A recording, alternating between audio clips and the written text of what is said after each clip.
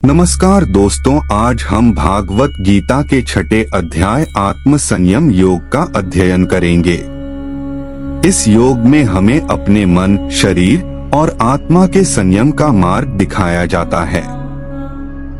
इसके माध्यम से हम अपने जीवन को संतुलित और शांतिपूर्ण बना सकते हैं। यह योग हमें अपने आत्मा के उत्थान और संवाद के माध्यम से साक्षात्कार कराता है। इसलिए चलिए इस अध्याय में एक साथ चलें और अपने जीवन को आत्म संयम के मार्ग पर ले जाएं। जय श्री कृष्ण। श्री भगवानुवाच अनाश्रितः कर्म फलं कार्यं कर्म करोति यः स संन्यासी च योगी च न निरग्नेन चाक्रियः। भगवान श्री कृष्ण हमें बताते हैं कि असली सन्यासी और योगी वह होता है जो न केवल दुनिया को छोड़कर भागता है, बल्कि जो अपने कर्मों को निष्काम भाव से करता है। उन्हें केवल करने योग्य कार्यों का पालन करने का आनंद मिलता है और उन्हें कर्मफल की आकांक्षा नहीं होती। असली योगी या सन्यासी वह होता है जो अपने निर्धारित कर्मों को निभाता है और साथ ही उन्हें समर्पित भाव से करता है। इस उदाहरण में हमें कर्म के फल की चाह या आकांक्षा को छोड़ने की महत्वपूर्णता को समझने के लिए प्रेरित किया जाता है। यह बात हमें स्वार्थ से बचकर उच्चतम धार्मिकता की दिशा में आगे बढ़ने के लिए प्रेरित करती है। यह संन्यास समिति प्राहुर योगंत विद्धि पांडव न यह संन्यस्त संकल्पो योगी भवति कश्चन। श्री कृष्ण कहते हैं कि जो व्यक्ति संन्यास संपन्न होकर भी अपने कर्तव्यों से भाग जाता है वह योगी नहीं होता, बल्कि वह व्यक्ति है जो अपने मन को और विचारों को भी त्याग कर उन्हें नियंत्रित करता है। यह अर्थ है कि वास्तविक योगी वह होता है जो सामाजिक कार्यों को भले ही भावनात्मक और निष्काम भाव से करे, लेकिन उसके मन में किसी भी प्रकार की आसक्ति नहीं होती। योग में सच्चे प्रयास का यही अर्थ है, विचारों की नियंत्रण क्षमता को प्राप्त करना।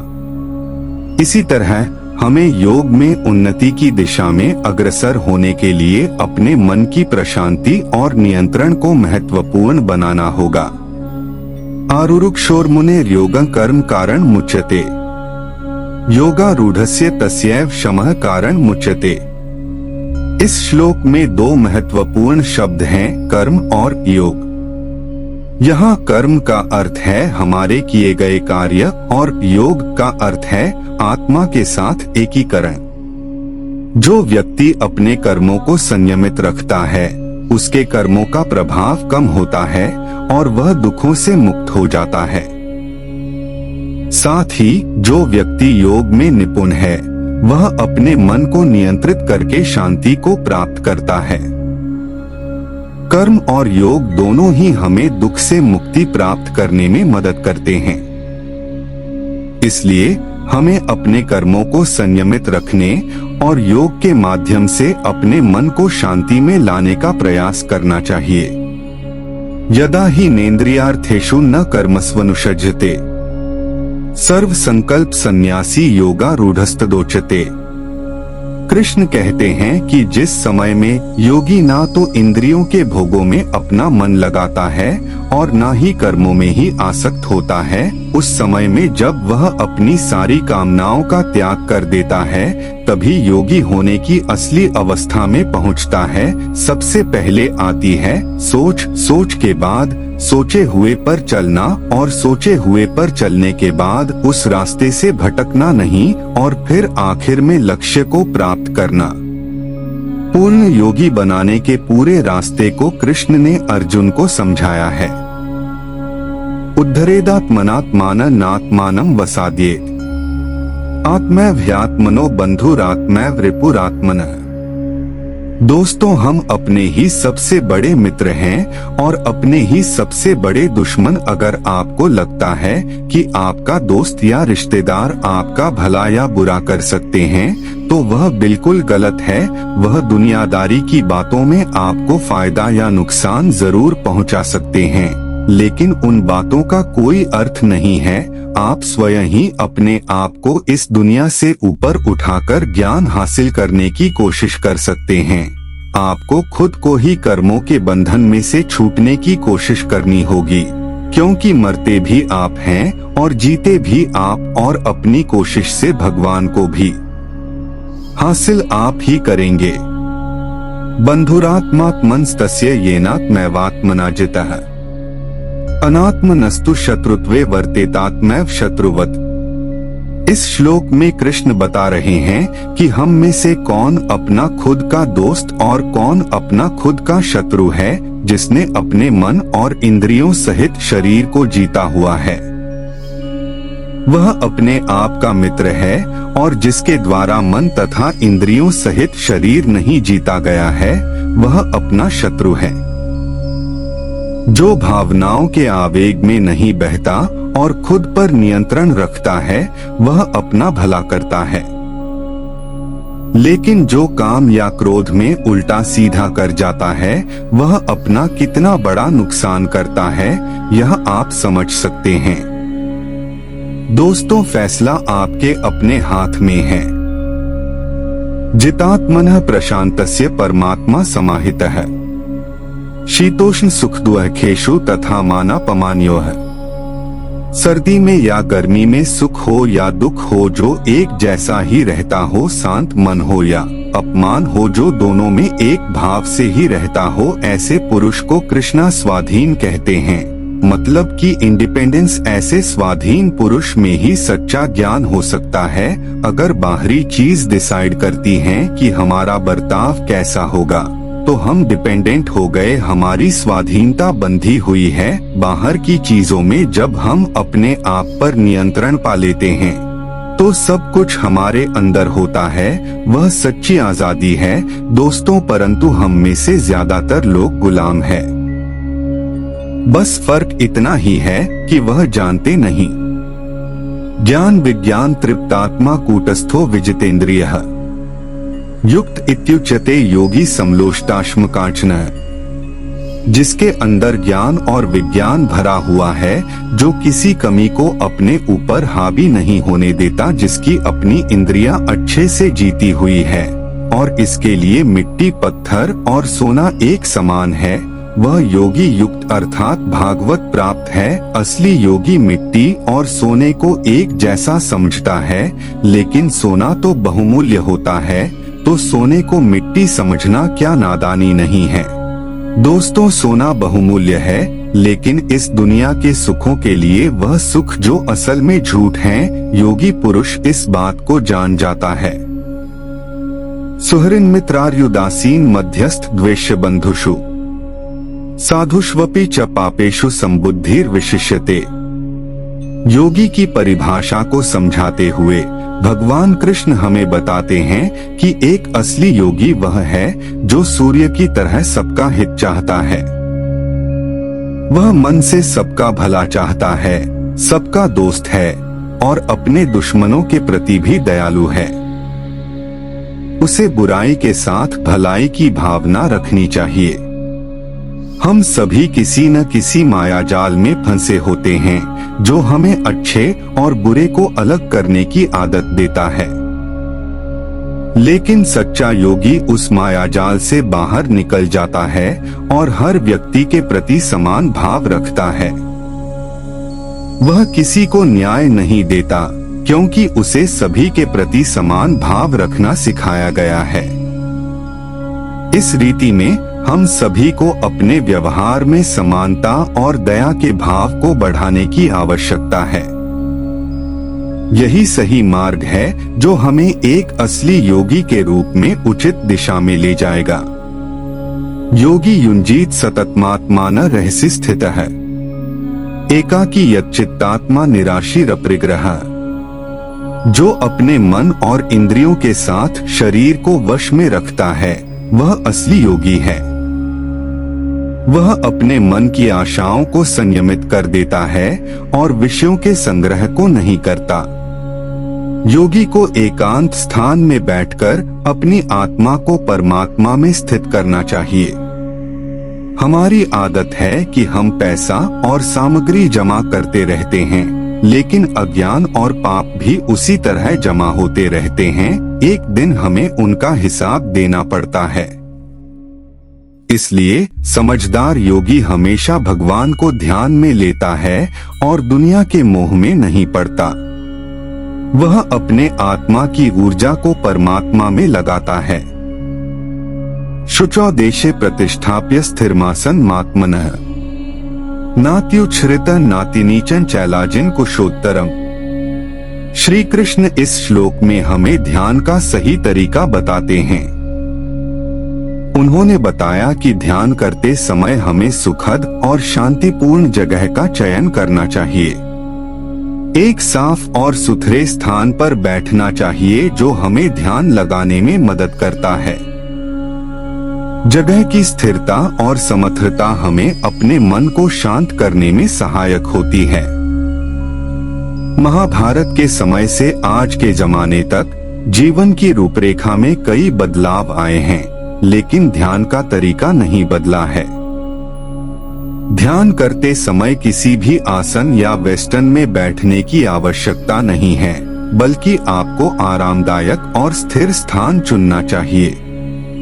इसके लिए एक सादा और सुखद जगह का चयन करें जो मेडिटेशन के लिए उपयुक्त हो। तत्रैकाग्रं मनः कृत्वा यच्चित्तेन्द्रिय क्रिया उपविश्यासने युञ्जाद्योगमात्म विशुद्धे। साफ जमीन पर एक समतल आसन पर बैठकर आप ध्यान कर सकते हैं। ध्यान चाहे ईश्वर का कीजिए या अपने हृदय का इरादा होना चाहिए कि बाहर की सारी डिस्टरबेंस से आप बचे और खुद के अंदर झाके। दोस्तों, कृष्ण कहते हैं कि आसन पर बैठकर चित्त और इंद्रियों की क्रियाओं को वश में रखते हुए मन को एकाग्र करके अंतःकरण की शुद्धि के लिए योग का अभ्यास करें।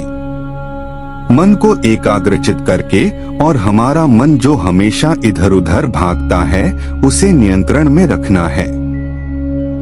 समकायशिरो ग्रीवन धार्यन नचलन स्थिर है संप्रेक्ष्य नासिकाग्रन स्वन दिशश्चा नवलोक्यन। ध्यान में कैसे बैठे, मेडिटेशन कैसे करें, इसी को समझा रहे हैं कृष्ण। वो कहते हैं कि अपने शरीर, सिर और गले को सामान एवं अचल धारण करके और स्थिर होकर अपनी नाक के आगे के हिस्से पर दृष्टि जमाकर अन्य दिशाओं को न देखते हुए बैठना है। और बैठे हुए आपका सिर्फ गला और शरीर का बाकी हिस्सा एकदम सीधा होना चाहिए। शरीर के स्थिरता के बाद मन को स्थिर करने के लिए आंखें नाक के आगे वाले हिस्से पर रखें ताकि और कुछ दिखाई ना दे। ऐसा करके अपने मन को आप नियंत्रित कर सकते हैं और ध्यान कर सकते हैं।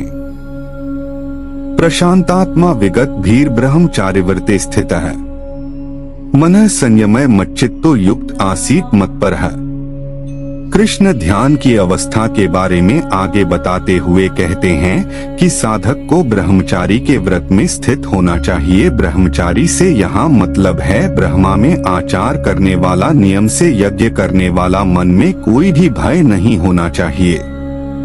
अंतरण एकदम शांत होना चाहिए।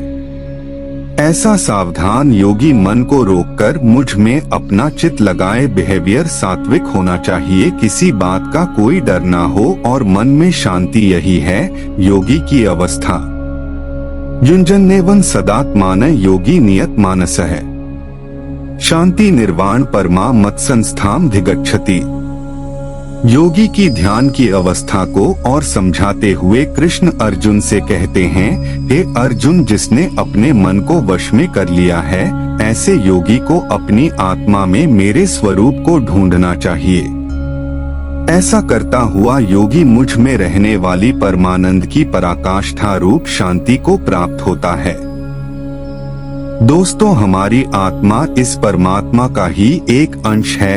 मन इस सच को हमसे छुपाने की कोशिश करता है, इसीलिए मन को वश में करना एक योगी के लिए बेहद जरूरी है। तभी ध्यान पूरा होगा, साधना पूरी होगी। नात्यश्न तस्तु योगोस्ति न चैकांत मनश्नतः न चाति स्वप्नशीलस्य जाग्रतो नैव चार्जुन। योग करते तो बहुत है, लेकिन कितनों को इसमें सिद्धि मिलती है, और कौन है वह जिनको यह सिद्धि प्राप्त होती है। यही बात कृष्णा बताते हैं, हे अर्जुन, यह योग ना तो बहुत ज्यादा खाने वाले को, ना एकदम कम खाने वाले को मिलता है, ना बहुत ज्यादा सोने वाले को, ना हमेशा जागने वाले को ही। कृष्णा यहाँ अति की बात कर रहे हैं। चाहे भूख हो या नींद, अति किसी भी वस्तु की अच्छी नहीं है। बेशक वह अधिक की हो या काम की जितनी आवश्यकता हो उतना ही खाइए, उतना ही सोइए, और तभी योग संभव होगा। युक्ताहार विहारस्य युक्त चेष्टस्य कर्मसु युक्त स्वप्नावबोधस्य योगो भवति दुःखा। योग वास्तव में एक अनुशासन है जिसमें सही आदतें और संयम होता है। वह लोग जो नियमित रूप से अपने आचरण पर ध्यान देते हैं, उनके लिए योग सहज हो जाता है। हालांकि जिनके लिए अनुशासन का पालन करना कठिन होता है, उनके लिए योग का पारंपरिक रूप में पालन भी कठिन हो सकता है। इसलिए कृष्ण हमें योग का सिद्धांत समझाते हैं कि योग सच में वही प्राप्त करता है जो व्यक्ति नियमित रूप से अपने जीवन में अनुशासन बनाए रखता है। उसका सिद्धांत यह है कि जिस व्यक्ति ने अपनी आदतों, आहार और निद्रा पर संयम रखा है, वह ही सच में योगी होता है। जब हम सही दिशा में कार्य करते हैं तो हमारा योग संपूर्ण हो जाता है और हम अपने जीवन में सफलता के प्रति आगे बढ़ सकते हैं। यदा विनेतन चित्तमात्मन्येवावतिष्ठते निःस्पृहः सर्व कामेभ्यो युक्त इत्युच्यते तदा। जिसने अपने चित्त को एकदम वश में कर लिया है और जो परमात्मा में ही भली भांति स्थित हो जाता है, ऐसे समय में वह साधक भोगों से दूर होकर योग युक्त हो जाता है। मेडिटेशन में एक समय ऐसा आता है जब आपका मन पूरी तरह से आपके वश में होता है, उसकी हिम्मत नहीं इधर उधर का सोचे। जब ऐसी स्थिति आती है तब आप अपने आप को, अपने काम को परमात्मा में पूरी तरह से लगा सकते हैं। ऐसे समय में आप इंद्रियों के भोगों से भी एकदम दूर हो जाते हैं और यही पूर्ण योग की स्थिति होती है।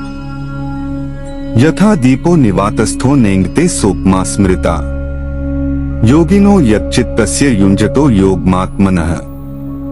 योगी का मन, उसका चित्त बिल्कुल एक शांत झील की तरह होता है जिसमें स्पष्टता और प्रशांति की छवियां प्रतिबिंबित होती हैं। उसका मन समाहित और नियंत्रित रहता है, जैसे कि एक ध्यानी जी तेजी भावनाओं का साम्राज्य स्थापित करता है और उसका ध्यान कभी भ्रमित नहीं होता। उसकी अंतर्दृष्टि का तेज उसे संपूर्णता की ओर ले जाता है, जैसे कि दीपक की ज्योति बिना किसी हवा के भी स्थिर रहती है। योगी का चित्त उसकी साधना और ध्यान की गहराई को दर्शाता है, जो उसे उन्नति और समृद्धि की ऊंचाइयों तक ले जाती है। उसका हर कार्य और हर स्थिति में पूर्ण ध्यान और संयम की भावना समेटी होती है, जिससे उसका जीवन हमेशा हर्षित और स्थिमित रहता है। यत्रो परमते चित्तं निरुद्धं योग सेव्या यत्र चैवात्मनात्मान पश्यन्नात्मनि तुष्यति। योगी के लगातार अभ्यास से चित्त ऐसी अवस्था में पहुंच सकता है जहां से वह विचलित नहीं होता। ऐसी विश्राम की स्थिति में जब चित्त पहुंचता है तो हमारी सूक्ष्म बुद्धि, हमारा इंटेलेक्ट परमात्मा के साक्षात्कार कर सकता है। इसी में योगी को सच्ची संतुष्टि मिलती है। हमेशा उसका मन यही चाहता है कि उसका ध्यान हर पल परमात्मा में ही लगा रहे। शुरू में अगर आपका मन वश में नहीं होता ना, तो दोस्तों घबराना मत, लगातार ध्यान का अभ्यास करते रहिए और एक दिन ऐसा होगा यह जो मन है ना, यह आपके कंट्रोल में आ जाएगा और उसके बाद योग को करना आसान हो जाएगा। सुखमात्यंतिकं यत्तद् बुद्धि ग्राह्यं तीन्द्रियं वेत्ति यत्र न चैवायं स्थित चलति तत्वतः। कुछ सुख होते हैं जो इंद्रियों के भोग से आते हैं, अर्थात हमारी इस दुनिया के सुख, और कुछ सुख होते हैं जिनके बारे में हम जानते ही नहीं। कृष्ण उन्हीं के बारे में बता रहे हैं। यह सुख उसे परमात्मा के साक्षात्कार से ही संभव होता है, और यह जो सुख है इसको हम अपनी सूक्ष्म बुद्धि से ही ग्रहण कर सकते हैं, लेकिन तभी जब हम योगी की अवस्था में आ जाएं। जिन सुखों को हम जानते हैं वह तो थोड़ी देर के ही होते हैं। असली सुख क्या है वह हम में से कुछ लोग ही जानते हैं। इसलिए दोस्तों, अगर आप यह जानना चाहते हैं तो योग करना शुरू कर दीजिए। योग पहला कदम है उसे परम आनंद को जानने का। यह लब्ध्वा चाप्र लाभम मन्यते नाधिकंततः यस्मिन् स्थितो न दुःखेन गुरुनापि विचाल्यते। दोस्तों, दुनिया में सबसे बड़ा लाभ क्या होता है? लाखों करोड़ों का प्रॉफिट या इसी तरह का कोई वर्ल्डली बेनिफिट। हम लाभ को इसी सेंस में समझते हैं। यही हमारी अज्ञानता और बेवकूफी है। कृष्ण कहते हैं कि सबसे बड़ा लाभ है परमात्मा की प्राप्ति। जिसको यह लाभ मिल जाता है उसको उसके बाद और किसी लाभ की आवश्यकता नहीं रहती। बड़े से बड़ा दुख भी उसका कुछ नहीं कर पाता, परंतु इस लाभ को पाने के लिए योगी बनना पड़ता है, तभी इस तरह की प्राप्ति संभव है। तम विद्यात् दुःख संयोग वियोगं योग संज्ञितम सन्निश्चयेन योक्तव्यो योगो निर्विण्णचेतसा। इस दुनिया को भवसागर इसलिए कहा जाता है क्योंकि इस संसार में सिर्फ दुख है, और इस संसार से आप बचेंगे कैसे? कोशिश करिए यह जानने की कि आखिर उस संसार में है क्या, और यही बात कृष्णा समझ रहे हैं अर्जुन को कि जो इस दुनिया के दुख से अलग है वही योग है। इसे ही हमको जानना चाहिए, और जानने के बाद इस योग को हमको सच्चे मन से करने का अभ्यास करना चाहिए। प्रैक्टिस ही आपको योग में परफेक्ट बनाएगी। दोस्तों, दुनिया में योग ही एक ऐसा रास्ता है जो भगवान की सच्चाई के बारे में बताएगा। संकल्प प्रभवान कामास त्यक्त्वा सर्वान् शेषतः मन सैवेन्द्रिय ग्राम विनियमे समन्ततः। वस्तुओं का मिलना और छूटना, संयोग और वियोग, ये हमारे जीवन का नियम है। लेकिन वास्तविक आनंद उस स्थिति में है जब हम योग की अवस्था में होते हैं। योग का अर्थ है मन, शरीर और आत्मा को एकीकृत करना। यह सिर्फ शारीरिक या मानसिक योग नहीं है, बल्कि यह एक आध्यात्मिक अनुभव है। योग की स्थिति में आने के लिए हमें आत्मा की ऊंचाई की ओर बढ़ना पड़ता है। यह तभी संभव होता है जब हम अपनी इच्छाओं को पार करके संयम और साधना में रमने के लिए तत्पर होते हैं। इस स्थिति में आकर हम छोटे मोटे लालच और स्वार्थ को त्याग कर सच्चे आनंद की प्राप्ति कर सकते हैं। यह निर्णय आपके हाथ में है। क्या आप छोटे फायदे की चाहत करते हैं या सबसे अधिक आनंद की खोज में हैं? शनैः शनैरुपरमेत बुद्ध्या धृतिगृहीत्या आत्मसंस्था मनः कृत्वा न किंचिदपि चिंतेत। पानी की अपनी कोई पहचान नहीं होती। जिस भी बर्तन में डालिए पानी उसके जैसा ही बन जाता है, लेकिन यही पानी जब लगातार किसी चट्टान पर गिरता रहता है तो अपना असर छोड़ जाता है। इसी को कृष्णा कम भ्रम अभ्यास बता रहे हैं। धीरे धीरे अपनी प्रैक्टिस करते रहिए और योग की स्थिति को पाने के लिए हर रोज ध्यान करते रहिए, मेडिटेशन में बैठे रहिए। कुछ समय के बाद आप देखेंगे कि इसका नतीजा आपको दिखना शुरू हो गया है। दोस्तों, यह बात योग ही नहीं, जीवन के हर पहलू पर भी लागू होती है। यतो यतो निश्चरति मनश्चंचलम स्थिरम ततस्ततो नियमेत्दा मन्येव वशनये। आप जो करना चाहते हैं मन उसमें कभी नहीं लगता, और जो नहीं करना चाहते मन बार बार उस तरफ भागता है। इसीलिए तो मन को चंचल कहते हैं। दोस्तों, यह कभी रुकता नहीं, परंतु लगातार अभ्यास से इसकी इसी आदत पर आप विजय पा सकते हैं। दुनिया की अलग अलग बातें इसको भगाती हैं, अस्थिर बनाती है।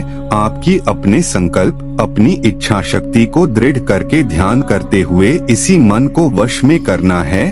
तभी यह मन परमात्मा या जो काम आप करना चाहते हैं उसमें ही लगा रहेगा। प्रशांत मनसन हेनम योगिना सुख मुत्तमम उपैति शांतर्जसं ब्रह्मभूत मकल्मषम। गति चाहे धीमी ही क्यों ना हो, लेकिन लगातार अभ्यास के बाद आप पाएंगे कि आप अपने मन को वश में कर सकते हैं। एक बार ऐसा हो गया तो आपका मन शांत हो जाएगा, उसकी चंचलता खत्म हो जाएगी। यह अवस्था ही पहली कड़ी है उस श्रृंखला की जो आपको एक दिन ब्रह्मानंद के पास ले जाएगी। परमात्मा की अगर दर्शन करने हैं, सबसे बड़े सुख को अगर हासिल करना है तो शुरुआत यहीं से करनी होगी। मेडिटेशन को आप गेटवे मान सकते हैं सबसे बड़े सच का। युंजन्नेवं सदात्मानं योगी विगत कल्मषः सुखेन ब्रह्मा संस्पर्शम त्यंत सुखम श्रुते। जो योगी निरंतर अपने मन को ध्यान में लगाकर उसे वश में करता है, वह अपने आप को सभी पापों से मुक्त कर देता है। वह योगी ब्रह्मा परमात्मा के रूप को भली भांति जान लेता है, जिससे उसे अद्वितीय आनंद का अनुभव होता है। यही वह सच्चा आनंद है जो अनंत क्रियाओं में नहीं, बल्कि ब्रह्मा के आत्मगत स्वरूप की पहचान में है। कितने ही आनंद का उपभोग होता है, सोने का, खाने का और अन्य समय समय पर किए जाने वाले कार्यों का, लेकिन ये सब आनंद अस्थायी होते हैं। वह आनंद जो योगी ब्रह्मा के आत्मगत स्वरूप की पहचान से प्राप्त करता है, वह हमेशा के लिए स्थायी होता है और कभी समाप्त नहीं होता। सर्वभूतस्थमात्मान सर्वभूतानि चात्मनि ईक्षते योग युक्तात्मा सर्वत्र समदर्शनः। हमारे चारों तरफ एक आनंद चेतना है, इंफिनिटी कॉन्शियसनेस। इसी में हमको एक भाव से अपना मन लगाना होता है। जो योगी ऐसा करने में सक्षम हो जाता है, जो सबको समभाव से देखता है, वह अपनी आत्मा को जान जाता है। हमारी आत्मा में सब कुछ है, लेकिन उसे देखने के लिए ज्ञान चाहिए होता है, और यह ज्ञान योग से ही आता है। कॉन्शियसनेस की सबसे बड़ी स्थिति को ही योग कहते हैं, और तभी हम अपने आप को पूरी दुनिया में और पूरी दुनिया को अपने आप में देख पाते हैं।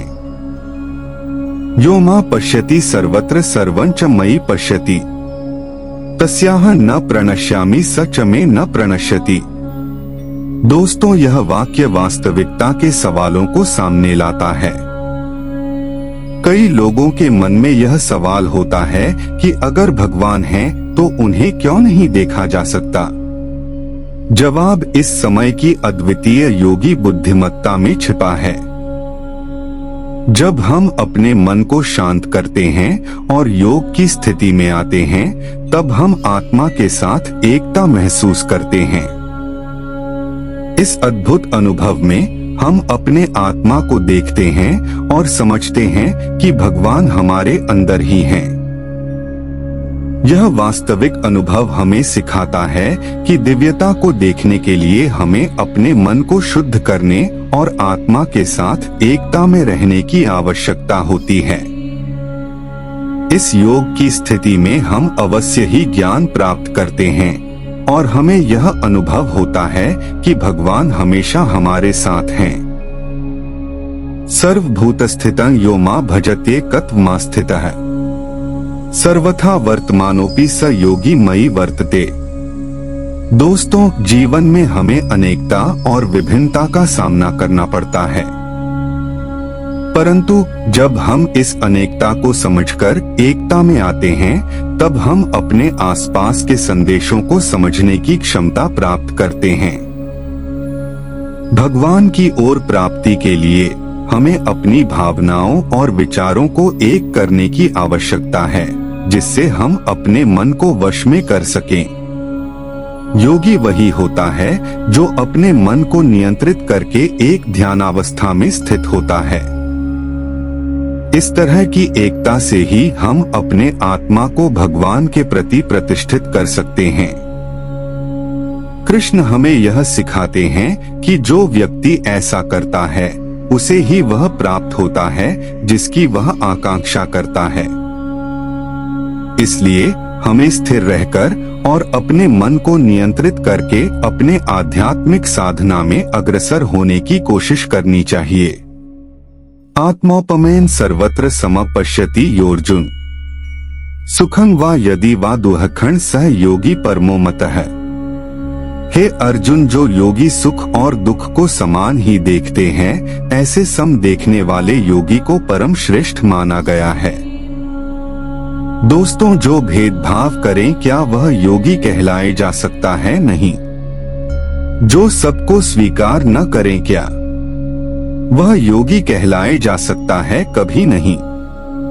कृष्ण योगी को डिफाइन करते हुए बताते हैं कि योगी तो वह है जो संभाव रहता है, वह सुख और दुख में एक जैसा होता है। भगवान को सिर्फ मंदिर या पूजा पाठ में हम जैसे लोग देखते हैं, वह तो योगी ही होता है जिसे हर वस्तु में भगवान दिखता है। अर्जुन उवाच योऽयं योगस्त्वया प्रोक्तः सामेन मधुसूदन एतस्याह न पश्यामि चंचलत्वात् स्थितिं स्थिरा। अर्जुन एक बहुत ही स्वाभाविक सवाल पूछते हैं। यह सवाल हम सबके मन में भी आता है। हे मधुसूदन, जो यह योग आपने संभाव से कहा है, मन के चंचल होने से मैं इसकी नित्य स्थिति को नहीं देखा। अर्जुन कहते हैं कि मन क्योंकि चंचल है, इसलिए वह कभी संभाव में आ ही नहीं पाए। यह कहना तो आसान है कि सुख और दुख को एक जैसा देखकर संभाव रखना चाहिए, लेकिन मैं यह जानना चाहता हूँ कि इस संभाव को लाए कैसे। चंचल ही मनः कृष्ण प्रमाथि बलवदृढ़म् तस्याह निग्रहे मन्ये वायोरिव सुदुष्करम्। हे श्री कृष्ण, यह मन बड़ा चंचल है, दूसरों को दबाता है, बड़ा दृढ़ और बलवान है। मन को वश में करना में वायु को रोकने की भांति बहुत ही दुष्कर मानता। क्या वायु को आप रोक पाते हैं? दोस्तों, अर्जुन मन को वश में करने को इतना ही मुश्किल बता रहे हैं और पूछ रहे हैं कि इस बदमाश मन को कैसे कंट्रोल मिले। इसीलिए तो कहा जाता है कि मन के हारे हार है और मन के जीते जीत। मन इतना बड़ा है कि हार और जीत इसी से जुड़ी है और अर्जुन इसी सबसे बड़े सवाल से परेशान है। श्री भगवान उवाच असंशय महाबाहो मनो दुर्निग्रहे चलन अभ्यासेन तु कौन्तेय वैराग्येन च गृह्यते। सबसे कठिन प्रश्न का सबसे आसान उत्तर सिर्फ कृष्ण ही दे सकते हैं। श्री भगवान बोले ही महाबाहों ने निसंदेह मन चंचल और कठिनता से वश में होने वाला है, परंतु है कुंती पुत्र अर्जुन यह अभ्यास और वैराग्य से वश में होता है। दोस्तों, इस एक सलाह को अगर आप गांठ बांध लें, समझ लें, तो दुनिया की किसी भी मुश्किल को आसानी से झेल जाएंगे, उससे जीत जाएंगे। मन किसी के वश में नहीं आता, लेकिन वह अभ्यास और वैराग्य के वश में आ जाता है। प्रैक्टिस करते रहिए, अपने आप इच्छाओं का दमन हो जाएगा। असंयतात्मना योगो दुष्प्राप इति में मति है वश्यात्मना तुल्यता शक्यो वाप्तुमुपायतः। कृष्ण कहते हैं कि जिसका मन वश में किया हुआ नहीं है, ऐसे पुरुष के लिए योग प्राप्त करना बेहद मुश्किल है। लेकिन प्रयत्नशील पुरुष अगर लगातार अभ्यास में लगा रहे तो वह योग को प्राप्त कर सकता है। जो कोशिश करने को तैयार है, जिसे मेहनत से परेशानी नहीं, वह कुछ भी हासिल कर सकता है। बस छोड़ना नहीं है, लगे रहना है। दोस्तों, सफर लंबा हो या छोटा, पहला कदम तो उठाना ही पड़ेगा। मन को वश में करना भी वह पहला कदम ही है, लेकिन यह पहला कदम इतना बड़ा है कि उसके बाद का सफर कैसे और कब पूरा हो जाएगा आपको पता ही नहीं चलेगा। अर्जुन उवाच ऐतिह्य श्रद्धयोपेतो योगा चलित मानसः अप्राप्य योग संसिद्धि का गति कृष्ण गच्छति। अर्जुन योग से जुड़ा प्रश्न करता है, हे कृष्ण, मान लीजिए जो योग में श्रद्धा रखते हैं लेकिन संयमी नहीं है, खुद पर नियंत्रण नहीं रख पाते, तो उनका क्या होगा। मान लीजिए जिसका मन योग से विचलित हो गया है, ऐसे साधक को योग तो प्राप्त होगा ही नहीं और ना ही वह भगवान से साक्षात्कार हो पाएगा, तो ऐसे साधक का क्या होता है। दोस्तों, यह प्रश्न हम सबके लिए है। हम में से कितने लोग योग में श्रद्धा रखते हैं, उसे शुरू भी करते हैं, लेकिन मन को वश में नहीं कर पाए। मन को वश में नहीं किया तो योग पूरा नहीं होगा और तब हमारा आखिर क्या होगा। कच्चिन्नो भय विभ्रष्ट छिन्ना भ्रमिव नश्यति अप्रतिष्ठो महाबाहो विमूढ़ो ब्राह्मणः पथि। अर्जुन कृष्ण से प्रश्न कर रहे हैं कि जो पुरुष योग के रास्ते पर तो चला था, लेकिन रास्ते में ही पथभ्रष्ट हो गया, मन को वश में नहीं कर पाया, तो उसका क्या होगा। अर्जुन कहते हैं, हे महाबाहो, हो क्या वह भगवान को प्राप्त करने के रास्ते में जो पुरुष मोहित हो गया, तो क्या वह आसमान के बिखरे हुए बादल की ही तरह नष्ट हो जाएगा। मुश्किल रास्ते में डर तो लगता ही है, क्या पता रास्ते में क्या होगा। इसी डर को, इसी संशय को अर्जुन कृष्ण से पूछ रहे हैं। जिसने योग शुरू तो किया, लेकिन बीच में ही अगर वह रास्ता भूल गया, जिससे योग छूट गया, तो उसका क्या होगा। क्या वह नष्ट हो जाएगा।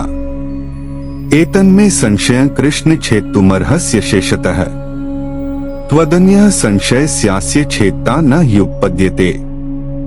योग से जुड़े अपने प्रश्न को पूरा करते हुए अर्जुन कहते हैं, हे कृष्ण, मेरे इस संशय को सिर्फ आप ही दूर करने योग्य हैं, क्योंकि आपके सिवा दूसरा इसका उत्तर देने वाला मिलना संभव नहीं है। दोस्तों, अर्जुन जानते हैं कि उसके सामने साक्षात ईश्वर है। वह ईश्वर जो मनुष्य के बीच मनुष्यों के युद्ध में खड़ा है और युद्ध करने की सलाह दे रहा है। अर्जुन को पता है कि कृष्ण से बड़ा कोई ज्ञानी नहीं, जो कृष्ण ने कह दिया वही अंतिम सत्य है। इस प्रश्न में एक तरह से अर्जुन का परिणाम है कृष्ण को। श्री भगवान उवाच पार्थ नैवेह नामुत्र विनाशस्तस्य विद्यते नहि कल्याण कृत कशिचित् दुर्गति तात गच्छति। श्री भगवान अर्जुन को उत्तर देते हैं, हे पार्थ, उस पुरुष का ना तो इस लोक में नाश होता है और न परलोक में ही, क्योंकि हे प्यारे, अपनी आत्मा के भले के लिए काम करने वाला कोई भी मनुष्य दुर्गति को प्राप्त नहीं होता। जिसने योग शुरू किया लेकिन बेचारा मन को वश में नहीं कर पाया, तो उसका क्या होगा। क्या वह नष्ट हो जाएगा। दोस्तों, यही प्रश्न था अर्जुन का और उत्तर में कृष्ण कहते हैं कि जिसने आत्मा की भलाई का रास्ता चुना है, जो भगवान को जानना चाहता है, उसका कभी नाश नहीं हो सकता। दोनों लोकों में उसका बुरा हो ही नहीं सकता। सही भी है दोस्तों, भगवान को पाने के रास्ते में जो चलता है ना, उसका बुरा हो भी कैसे सकता है। प्राप्य पुण्य कृता लोकानुषित्वा शाश्वती है समा है शुचिना श्रीमता गेहे योग भ्रष्टो भी जायते। जिसने योग शुरू तो किया लेकिन बीच में ही छोड़ दिया, ऐसे पुरुष को कृष्ण योग भ्रष्ट कहते हैं। वह आगे कहते हैं कि ऐसा पुरुष नष्ट नहीं होता बल्कि स्वर्ग को प्राप्त होता है। स्वर्ग में कई सालों तक रहने के बाद वह शुद्ध आचरण वाले श्रीमान पुरुषों के घर में जन्म लेता है। हम जहाँ जन्म लेते हैं उसी के साथ हमारा भाग्य और हमारा जीवन जुड़ जाता है। सबको लगता है कि अगर वह किसी अच्छे घर में जन्म लेते तो क्या उनका जीवन अच्छा होता। दोस्तों, कृष्ण का कहना है कि अच्छे कर्मों का नतीजा ही अच्छा होता है। अगर आपने अच्छा कर्म शुरू किया जैसे कि योग, लेकिन अगर वह छूट भी गया तो चिंता की कोई बात नहीं, अगला जन्म एक अच्छे घर में ही होगा। अथवा योगिना में कुले भवति धीनता एतद्धि दुर्लभतरम लोके जन्म यदीदृशम।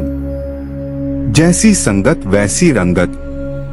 जिस माहौल में आप होते हैं उसी के जैसे बन जाते हैं। कृष्ण कहते हैं कि जो पुरुष योग पथ पर चला था लेकिन रास्ते में भ्रष्ट हो गया तो भी उसके उत्तम कर्म वेस्ट नहीं जाएंगे। पहले वह स्वर्ग जाएगा और उसके बाद अगले जन्म में ज्ञानवान योगियों के कुल में जन्म लेगा। श्री भगवान आगे कहते हैं कि हमारा जो यह जन्म है वह निसंदेह अत्यंत दुर्लभ है, उसे बेकार नहीं करना चाहिए। दोस्तों, कृष्ण की कई बातों पर चलने में सिर्फ चांदी चांदी है। उनके बताएं योग पर आप सच्चे मन से चलिए, पार हो गए तो भगवान मिल जाएगा। बीच में ही कहीं रुक गए, अटक गए तो भी उसका फायदा अगले जन्म में तो जरूर मिलेगा। तत्र तम बुद्धि संयोगं लभते पौर्वदेहिकम यत्ते च ततो भूयः संसिद्धौ कुरु नंदन। योग के मार्ग पर चलने का एक अनूठा लाभ यह है कि वह संस्कार हमारे मन और बुद्धि में स्थिरता और समर्पण का संदेश छोड़ जाता है। तो चाहे जो भी हो, योग के प्रयासों में अगर हमें कुछ भी अधूरा लगे तो हमें चिंता करने की बिल्कुल भी जरूरत नहीं है, क्योंकि यह संस्कार हमारे साथ अगले जन्म तक रहेंगे और हम फिर से अपना योगी जीवन आरंभ कर पाएंगे। इसलिए डरने और चिंतित होने की कोई आवश्यकता नहीं है। पूर्वाभ्यासेन तेनैव ह्रियते ह्यवशोऽपि सः जिज्ञासुरपि योगस्य शब्द ब्रह्माति वर्तते। दोस्तों, पिछले जन्म के संस्कार हमारे जीवन का महत्वपूर्ण हिस्सा होते हैं। वे हमें अपने आप की ओर खींचते हैं और अगले जन्म में हम उन्हें फिर से प्राप्त करने के लिए उत्सुक होते हैं। यही कारण है कि कई बार हम जीवन के अलग अलग क्षेत्रों में योग की प्रैक्टिस करते हैं ताकि हम अपने आप को विकसित कर सकें। आपके अच्छे कर्मों और सच्चे मन से किए गए प्रयासों का परिणाम कभी भी व्यर्थ नहीं जाता। यह न केवल आपके वर्तमान जीवन में परिणाम दिखाता है, बल्कि अगले जन्म में भी आपके साथ साथ आपके परिवार और समाज के लिए शुभ फलों की प्राप्ति में मदद करता है। इसलिए हमेशा ध्यान रखें कि हमारे कर्मों का महत्व है और हमें सच्चे मन से उन्हें पूरा करने की प्रेरणा मिलती रहे। यदि हम आज हर काम में सत्य, निष्कामता और प्रेम के साथ काम करते हैं तो निश्चित रूप से हमारा भविष्य सुनहरा होगा। प्रयत्नाद्यत्मानस्तु योगी संशुद्ध किल्बिषः अनेक जन्म संसिद्धस्ततो याति परांगतिं। जो अपने हर जन्म में योग की कोशिश करता रहता है वह एक दिन परम गति को जरूर प्राप्त होता है। कर्मों के खाते को बैंक बैलेंस की तरह समझिए। अच्छा जमा होता रहता है और बुरा घटता रहता है। हर जन्म के संस्कार इस खाते में जमा हो रहे हैं। कृष्ण कह रहे हैं कि लगातार कोशिश करने वाले को एक न एक दिन उसकी मेहनत का फल मिलता ही है। योग में बीज का नाश नहीं होता। अगर आपने योग में कुछ भी कोशिश की तो उसका फल तो अवश्य ही मिलेगा। तपस्विभ्योऽधिको योगी ज्ञानिभ्योऽपि मतोऽधिकः कर्मिभ्यश्चाधिको योगी तस्माद् योगी भवार्जुन। दोस्तों, भगवान श्री कृष्ण हमें यहाँ बताते हैं कि योगी वह है जो अपने आत्मा के साथ संयोग में रहता है, जो अपने मन, शरीर और आत्मा को एक साथ मिलाकर जीता है। योगी वह है जो जीवन के हर क्षण में ध्यान और निरीक्षण की स्थिति में रहता है। वह न केवल अपने आप को बल्कि दूसरों को भी समझता है और उनकी सहायता करता है। योगी वह है जो जीवन की हर परिस्थिति में स्थिर और संतुलित रहता है। इसलिए योगी बनने के लिए हमें न केवल योगासन और प्राणायाम का अभ्यास करना चाहिए, बल्कि हमें अपने जीवन को योग के माध्यम से परिपूर्ण बनाने के लिए सत्य, अहिंसा, संतोष और प्रेम के मार्ग पर चलना चाहिए। तो आइए हम सभी मिलकर योग की शक्ति को समझें और अपने जीवन में इसे अपनाकर संतुष्ट, खुशहाल और सफल बनाने की कोशिश करें। योगिनामपि सर्वेषां मदगतेनांतरात्मना श्रद्धावान भजते यो मां समे युक्ततमो मतः। भगवान कृष्ण ने अपने अद्वितीय ज्ञान में स्पष्ट किया है कि जो योगी अपनी आत्मा से मुझे निरंतर ध्यान में रखता है वह सर्वोत्तम माना जाता है। यह उसकी श्रद्धा और समर्पण की प्रतीक्षा है जो केवल बाह्य भक्ति से नहीं बल्कि आंतरिक साधना और संपूर्ण आत्मानुभव से प्राप्त होती है। इसे ध्यान में रखें कि भगवान की प्रियता को हासिल करने के लिए हमें उनके चित्र को गले में धारण करने या उनका टैटू बनवाने की आवश्यकता नहीं है, बल्कि हमें उनके उपदेशों का पालन करना है, जीवन में उनकी वाणी के अनुसार चलना है। इस रास्ते पर चलकर ही हम उनके प्रिय बन सकते हैं और उनसे वह सब प्राप्त कर सकते हैं जो हम चाहते हैं। दोस्तों, यह था 6ठा अध्याय जिसमें श्री भगवान ने हमें योग और योगी की विशेषताओं के बारे में बताया। उन्होंने हमें समझाया कि योग क्या है, कैसे होता है और यदि हम उसे अपनाते हैं तो कैसे हमारी आत्मा का संयोग ब्रह्म से होता है। योग का महत्व और उसकी महिमा को बताते हुए श्री कृष्ण ने हमें जीवन के हर क्षेत्र में उसका अनुप्रयोग करने की प्रेरणा दी। अब आगे हम फिर से मिलेंगे 7वें अध्याय में, जहां हमें भगवान के और उसके भक्तों के संग विशेष ज्ञान के बारे में सीखने का मौका मिलेगा।